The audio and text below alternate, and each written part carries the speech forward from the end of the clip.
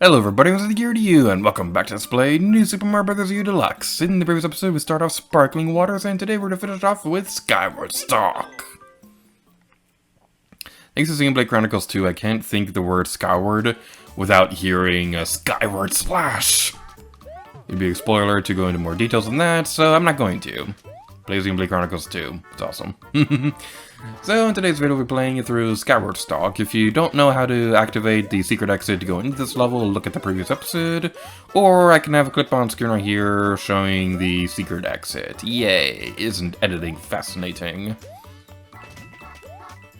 So we go across this level, and this is basically the big gameplay gimmick with this level.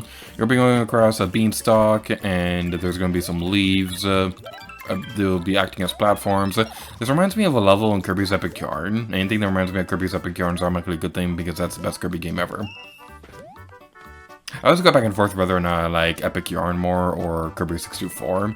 It's usually Epic Yarn, but there are also days where I'm like, nah, Kirby 64 is the best game ever. Or at least the best Kirby game. Anywho, enough about Kirby games because now we'll be playing this level. If you recognize the beanstalk from the beginning of the level, also that right there, that was a hidden star coin hidden beneath the clouds. The beginning of this level, the beanstalk, may seem familiar to those who remember the original trailer for New Super Mario Bros. U, back when this game was announced at E3 2012. And that's very fun. There's not a lot going on right now outside of stuff that we've seen before. I mean, I guess the beanstalk is kind of cool, but there's not much else we could say about it that we haven't already said. So one thing I'll say right now is New Super Mario Bros. U has a bit of an interesting development cycle because the first time that we knew about a 2D Mario game for the Wii U was this tech demo at E3 2011 when they first announced the Wii U. They had a tech demo called New Super Mario Bros. Mii, where you would play through a couple Mario levels as your Mii character. And it was a very interesting concept, and I remember during a developer interview, the director of that tech demo said that the reason why they chose to go with Mii for that playable demo was that they noticed that people, whenever they play 4-player mode in New Super Mario Bros. Wii, they would oftentimes say, "Who am I again?" or "Which character was I?" or I thought I was this character." This is very interesting because they were very adamant about this mindset when developing the Mii mode in that tech demo. But you can't actually play as a Mii in story mode in this game. It's very weird. There is a mode that will let you play as a Mii, but not in story mode, and it's very depressing. And this is as far as we'll be going into that secret path, because that's a world that we have not seen yet, so we're not going to spoil anything.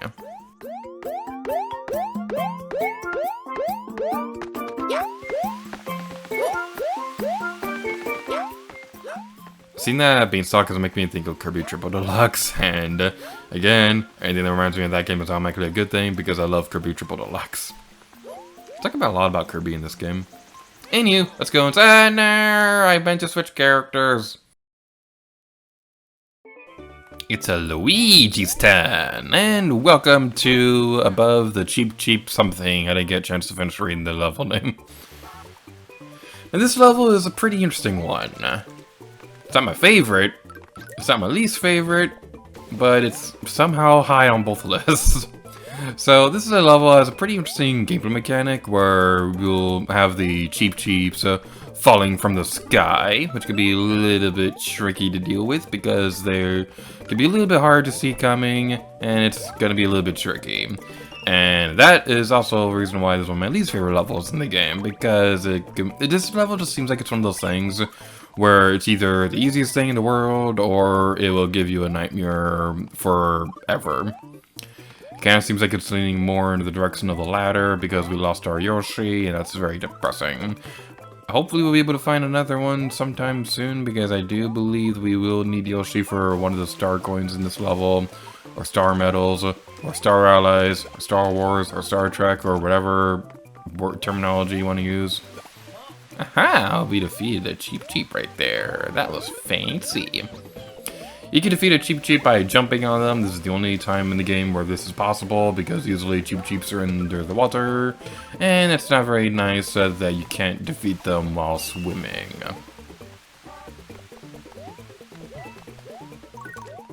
You could go for those 15 green... okay. You could go for those 15 green coins back there if you want. I will not be doing that because I don't want to, you stupid fish! You stupid fish! You're grounded! You are grounded, good sir. Okay, this is what I was talking about a moment ago. We could probably still make it. Oh my goodness! That was cool! Oh, that was awesome! I'm saving a video of that. That's not a video, that's a screenshot. There we go. I know I'm recording this with a capture card, but I need to save that clip forever. And then I need to post it onto the Twitter. And then I can be all hip and cool because I'm posting on social media. Or something like that.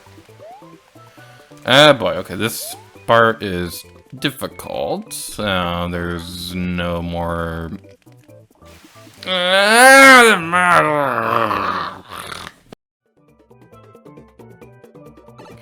Back to where we were a moment ago, this part of the level sucks. I really don't like this part because there's so many fish and they're a little hard to see because of the water. Not a big fan of that part. Something I think about from time to time is what it must be like to be fishing, but what it must be like from the fish's point of view. Not necessarily the one that you catch, but maybe a fish that's near it. Like, there are these two fish that are, like, just talking and having a good day, and they're all like, hey, Jeff, did you see the new sports game or something like that? Jeff? This is something that I always wonder about from time to time, like, what it must be like for fishing, but from the fish's point of view. We played as Blue Toad last, so we'll be playing as Yellow Toad now, in Urchin Shoals.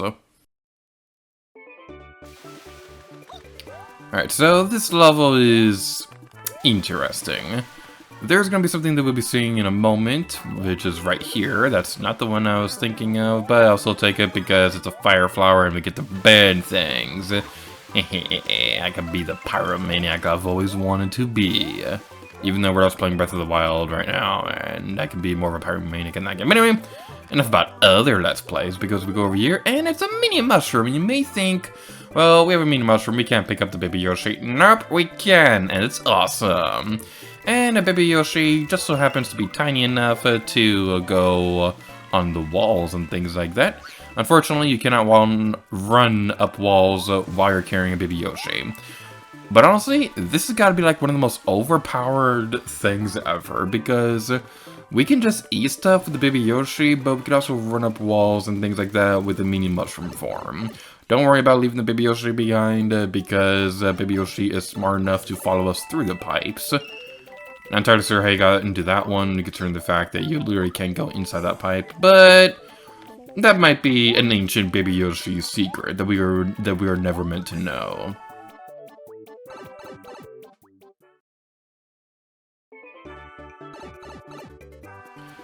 Another thing that makes Baby Yoshi and the mini mushroom overpowered is the fact that not only do you get to jump around a little bit the mini mushroom like this, but you can also fly.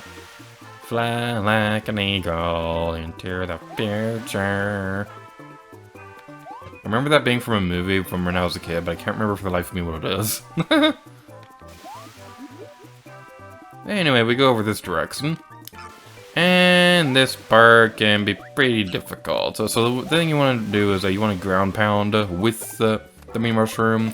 And you can go like this. Come on. Yeah, we did it. I struggled with that when I was practicing for this video, but luckily, where'd that mushroom come from? Oh, who am I to judge? So, yeah, I struggled with that when I was practicing for this video, but luckily we made it through okay. And also, look at this! Baby Yoshi is swimming! Just look at it! It's so cute! Look at it! Look at it! Look at it! I want all of you to look at it!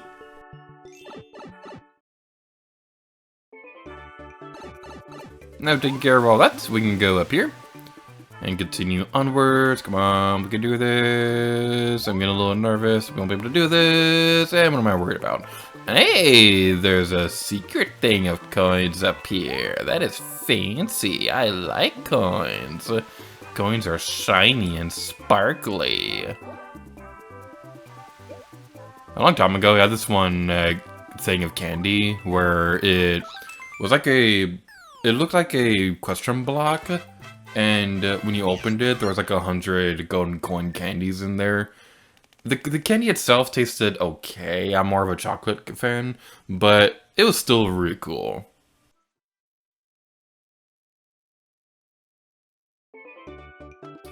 So I haven't really talked about this yet, but another thing that makes Toadette perfect for beginners is the fact that when she's swimming around, you don't need to mash the button. You can just use the left thumbstick to swim around like that. It's very nice. It's basically swimming around with a baby Yoshi, but forever. It's really nice and I really like it, but what I don't like is that thing over there. The Dragoneel is kinda creepy. It is scary. I want my mommy! Alright, let's go over this direction. The Dragoneel's not actually all that bad. I just like feeling over dramatic and things like that. Ah, baby Yoshi! No! My baby! My child! My only pride and joy! Come back here, baby Yoshi! Where'd the baby Yoshi go? Baby Yoshi! No! My baby! Oh, a moment of silence for the baby Yoshi. Okay, that's enough. Let's continue on over this direction. That was a manly voice crack. I don't know what you're talking about. We go over this direction and activate the checkpoint flag. And there's a fire flower in there that we might need in a moment if we take damage from the Dragoneel. Which it looks like we are, but luckily we got the fire flower anyway. And there's nothing the Dragoneel can do to stop me. So, real talk, the Dragoneel, not only is it a really cool enemy design, it has like one of my favorite Mario enemy names ever. It's like Dragoneel. It kind of sounds like some kind of legendary Pokemon or something like that. It's just really fun. Go inside here and there's a red pipe we can go down. And check this out. Toadette swims so fast that those other Dragoneels barely have a time to even appear on screen. If we were playing as a normal character, then yeah, that might be a threat, but no, Peachette is awesome. One thing that I kind of hope in the next Super Smash Bros. Game, they definitely want to do this for Super Smash Bros. Ultimate, because it just kind of seems like they're not going to do alternate costumes for existing characters. I really hope that someday that they have like a alternate costume for Peach where you can look like Peachette. I think that'd be really fun. It really is a missed opportunity that they're not doing DLC for alternate costumes, because I really want to play as the different versions of the Legend of Zelda characters, and it always makes me upset that they are usually restricted to just one version of the character.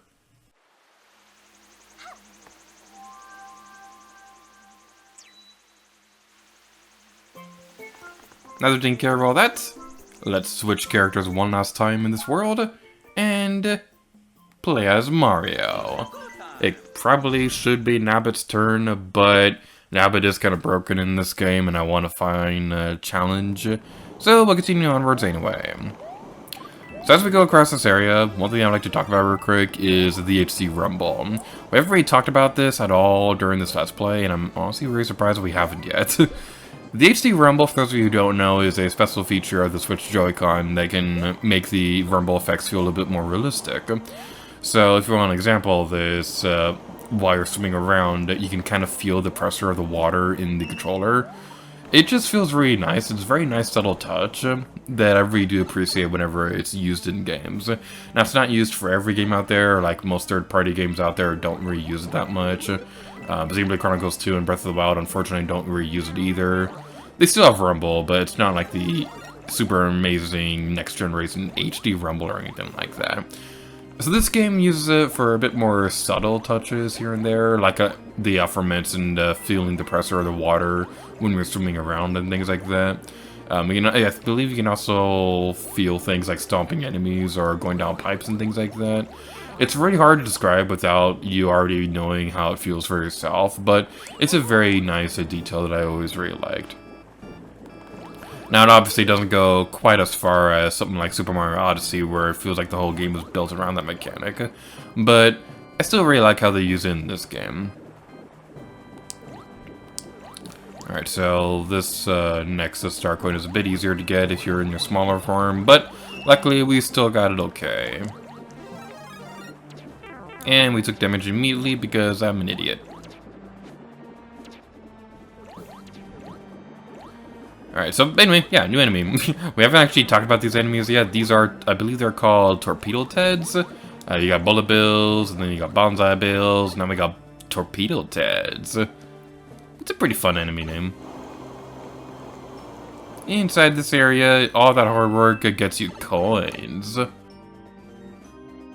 I really hope for the future of the 2D Mario games, I really hope that they make the coins a bit more worthwhile to get. Because, yeah, it is kind of cool finding a secret stash of coins, but all they're really used for in the new Super Mario Bros. Series is giving you lives. And Super Mario Odyssey has proven that the live system is kind of outdated in games nowadays, so I kind of hope that the next 2D Mario game doesn't really have a live counter or really anything like that. What I really hope they do is, I really hope they go the Super Mario Odyssey route where the coins are used to get special costumes or things like that, or different miscellaneous rewards across the game. I think Mario Odyssey handled it really beautifully, and I would love for them to use that in a 2D Mario game someday. And that star coin was the only one that I couldn't find on my own when I was practicing for this video. I mean, I totally found them all while practicing. I always know where they all are. I didn't need to look up my notes to look up where that star coin was. It's kind of funny. I wrote notes for where all the star coins are in this game, but I'm not using them. They're usually pretty easy to find, so I don't really feel the need to look at my computer and pull up where the star coins are for this level. It probably will come up at some point, especially when we play New Super Luigi U, where the star coins are going to be a lot harder to find. And now we'll be facing Larry. I believe that's what his name is. I can't exactly remember all the Koopaling names off the top of my head. The only one that really matters is Iggy, who's the best one. So, yeah, this Koopaling... What I remember of this one specifically, and the reason why this one stands out to me more so than the other ones, is because it's a very silly reason, but this one stands out to me a bit more than usual because this was the first Koopaling boss in New Super Mario Bros. Wii. And that game was my first exposure to the Koopaling enemies, so this was the very first Koopaling that I ever fought in a Mario game. Mario #1! Woohoo!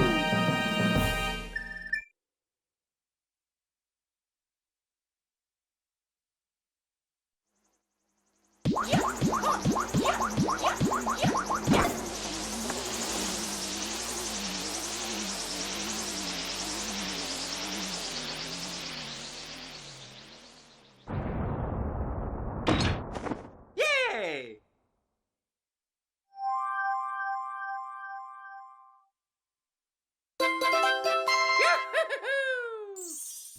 You got all the star coins and sparkling water. That's gotta mean something good, right?